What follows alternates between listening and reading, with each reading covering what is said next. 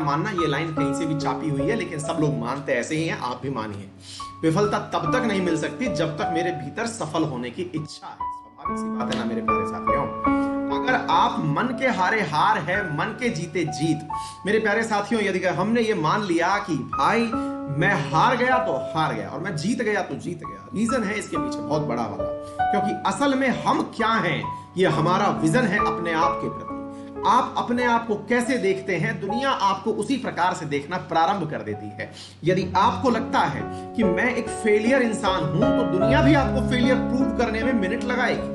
यदि आपको लगता है कि आप एक जुझारू योद्धा हैं और आप अपनी काम से, अपने विचारों से दुनिया को आप अपने इस मैसेज को कन्वे करने में सार्थक होते हैं, लोग भी मानेंगे कि हाँ यार, इसने अभी तक हार नहीं मानी है। और जब तक हमने हार नहीं मानी तो जीत और हार का कोई उद्देश्य ही नहीं बना। मेरे प्यारे साथियों, याद रखिएगा, अक्सर जीवन में बहुत बार ऐसी स्थितियां बनेंगी जब हमें लगने लगेगा कि यार मैंने जो कर रहा था इसमें मुझे सफलता नहीं मिली।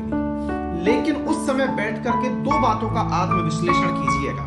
पहली बात, और ये लिख लेना, बहुत महत्वपूर्ण बात बता रहा हूं मैं, अक्सर क्योंकि आप ही की तरह विद्यार्थी जीवन मैंने भी जिया है और शिक्षक हमेशा एक विद्यार्थी होता है। मैं आप लोगों को पढ़ाने से पहले पढ़ता हूं और इसमें मुझे कोई शर्म नहीं है, क्योंकि मैं इन सब चीजों के लिए आप लोगों तक एकदम परफेक्ट नॉलेज पहुंचाना चाहता हूं। तो मैं मानता हूं कि शिक्षक अपने आप में एक विद्यार्थी है। दो चीजों का एनालिसिस करना, और मैं आपको बता रहा हूं वो क्या।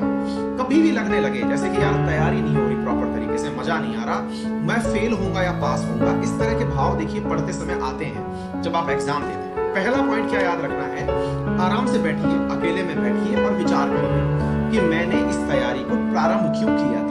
इस सवाल का जवाब लिखिए एक बार प्रॉपर तरीके से, और ये मजाक नहीं है। और इससे आप देखेंगे कि आपके व्यक्तित्व में ना गजब परिवर्तन आएगा। पहले इस सवाल का आंसर खोजिए कि मैंने तैयारी प्रारंभ क्यों की थी।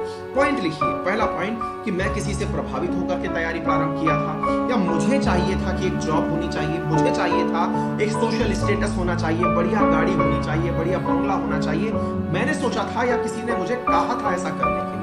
पहले उसका आंसर खोजें। और दूसरा, आप जब परेशान हो तो परेशान क्यों है ये जरूर पूछें। होता क्या है मेरे प्यारे साथियों, हम लोग परेशान सामान्यतया हमारे द्वारा संपूर्ण एफर्ट ना लगाए जाने से होते हैं।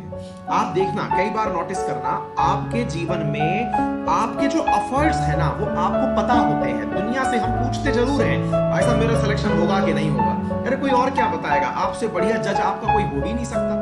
क्या आपको लग रहा है कि आपने जो अपना एफर्ट यानी पूरी मेहनत लगाई है वो आपका 100% है?